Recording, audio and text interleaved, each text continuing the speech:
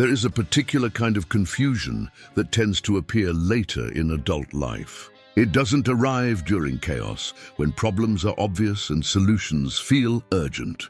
It doesn't show up when things are collapsing, when fear is loud and attention is consumed by survival. It arrives during order, during a period when, objectively, life is functioning. Bills are paid on time, decisions are measured, impulses are restrained, responsibilities are met. You've learned how to say no. You've learned how to delay gratification. You've learned how to prioritize long-term stability over short-term comfort. From the outside, this looks like success, or at least maturity. And yet internally, something doesn't match the picture. There is a subtle tension that never fully leaves, a background unease, a quiet sense that the emotional relief you expected from getting things right never actually arrived. Not dramatic dissatisfaction, not crisis, just a persistent low-grade question. Why don't I feel more at peace than this? For many adults, this realization is disorienting because effort was real, sacrifice was real, discipline was real. So the assumption becomes something must still be wrong with the numbers. But often, the numbers are not the problem. What's missing lives somewhere deeper, in the relationship between behavior, emotion, identity, and meaning. And that relationship is rarely discussed in conversations about money. Psychological context, when correctness outpaces integration. Financial advice almost always focuses on behavior. Spend less, save more, avoid debt, invest consistently, be responsible. And those behaviors matter. They create real stability. But human beings do not experience stability through spreadsheets. We experience it through perception, through nervous system regulation, through emotional safety, through identity coherence, through the feeling that our life makes sense internally.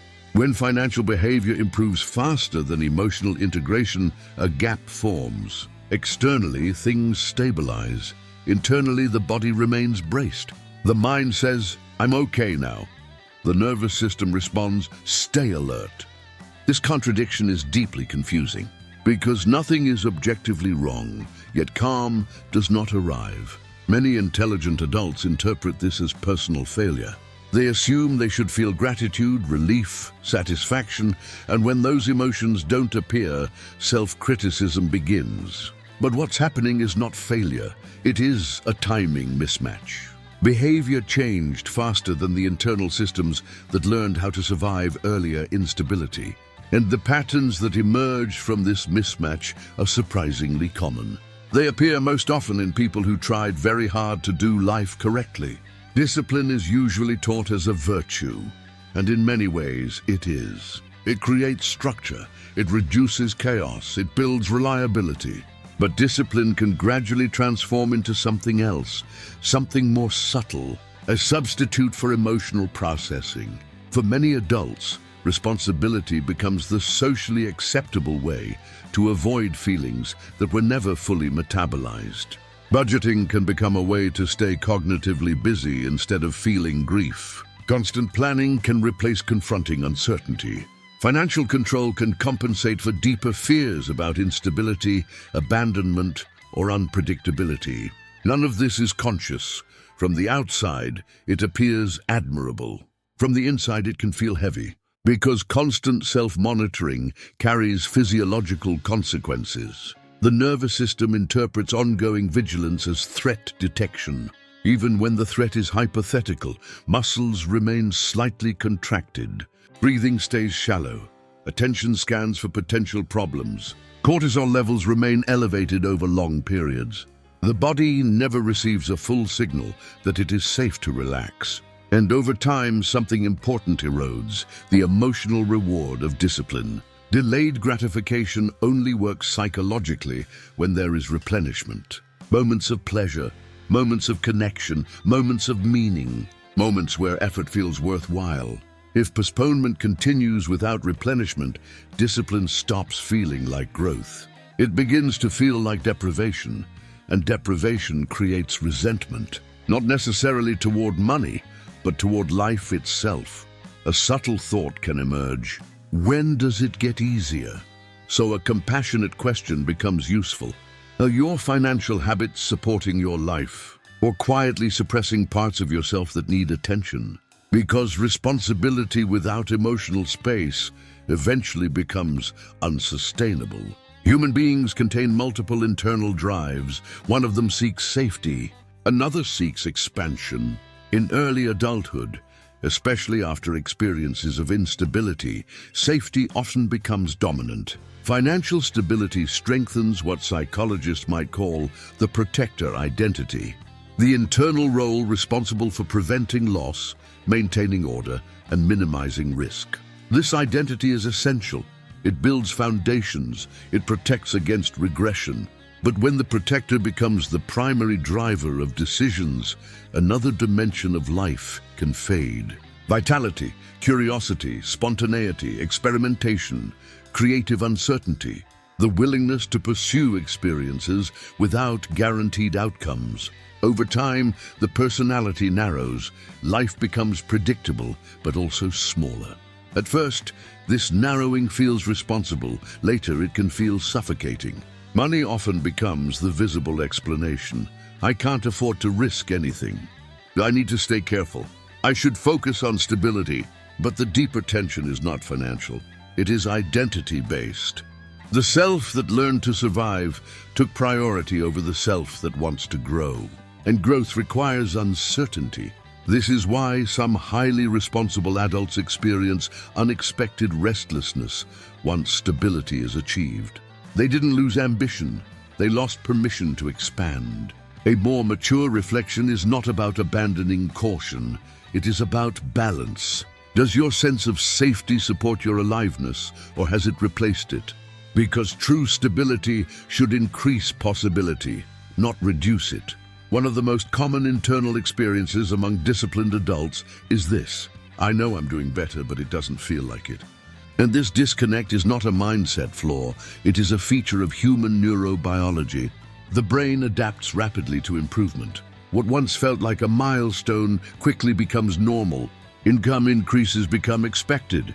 Debt elimination becomes baseline.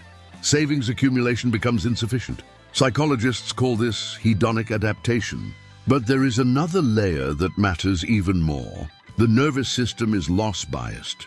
Potential setbacks carry more emotional weight than consistent progress. So one unexpected expense can emotionally cancel months of careful behavior. One deviation from a plan can create disproportionate distress. This produces an illusion. Responsibility can feel worse than irresponsibility. Because responsible behavior often involves contraction, spending less, postponing enjoyment, restricting lifestyle, while emotional rewards are delayed or invisible. Externally, life improves. Internally, it feels constrained. The solution is not forced gratitude. It is emotional registration, consciously noticing improvement, allowing satisfaction, recognizing progress somatically, not just intellectually. Because if improvement is not felt, motivation declines. The psyche assumes effort produces no reward, and eventually burnout follows. Two individuals can exhibit identical financial behavior and experience completely different emotional realities. Both may save diligently, both may avoid unnecessary spending, both may plan carefully, but one operates from choice, the other operates from fear. Fear-based patterns usually originate in earlier experiences where financial instability created real danger. Childhood environments where money was unpredictable, moments of sudden loss, periods where security disappeared without warning. The nervous system encoded a survival rule: control equals safety. And that rule persists long after circumstances change. So even when financial stability improves, the body does not relax, because safety still feels temporary. This is why fear-driven discipline rarely produces satisfaction. Control feels compulsory, not voluntary, and compulsion prevents relief. A useful reflection here is gentle, not confrontational. Are your financial rules aligned with your current reality? Or are they echoes of past environments that no longer exist? Autonomy begins when behavior becomes conscious choice instead of inherited survival strategy. not by removing caution, but by reclaiming ownership of it. There is a form of grief that rarely receives acknowledgement. The grief of the unlived life. Doing everything correctly does not eliminate loss. It often creates a different kind of loss, paths not explored, experiences postponed indefinitely, identities never tested, desires continuously deferred. Over years, postponement can reshape self-perception. You begin to assume your wants are optional, secondary, less legitimate than obligations. Self-trust erodes quietly. Because desire has never been allowed full expression, this grief often surfaces after major milestones. Debt elimination, savings targets reached, career stability achieved. Instead of celebration, there is emptiness, a sense of, is this all?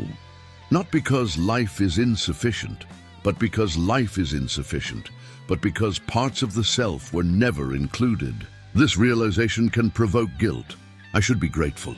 I have no reason to complain, but this is not ingratitude. It is meaning-seeking reintegration. Healthy adulthood does not eliminate desire. It integrates it with responsibility. Maturity is not endless restraint. It is learning how to want without destabilizing what you built. When these dynamics combine, a clear pattern emerges. Financial behavior becomes correct, but emotional systems lag behind. Discipline without relief. Safety without vitality, progress without recognition. Habits rooted in fear, desire postponed into silence, money functions on paper. But internally, something remains unresolved. This does not indicate personal inadequacy. It reflects adaptation speed. Behavioral change often occurs faster than identity transformation. And identity transformation takes time. Real change here is subtle. Learning to experience stability without hypervigilance, allowing satisfaction without guilt, reintroducing desire without recklessness, letting growth coexist with caution. Integration is not dramatic. It is gradual alignment, when behavior, emotion, and identity begin to move together instead of separately. And when that happens, stability stops feeling restrictive. It begins to feel supportive, closing reflection, a calmer truth. This was never purely about money. It was about money. It was about relationship. The relationship between how you learned to survive and how you are now allowed to live. If parts of this reflection felt familiar, nothing is broken. You adapted intelligently to your environment. Those adaptations protected you. Now they may simply need updating. There is time, not for impulsive change, not for abandoning responsibility, but for integration, for allowing the self, emotions, desires, identity, meaning to be included alongside discipline. Because stability was never meant to be a cage. It was meant to be a foundation. And foundations exist for one reason, to support a life that can finally expand. If this reflection resonated, this channel exists for people who think deeply about life, money, and meaning, and who understand that money is never just money.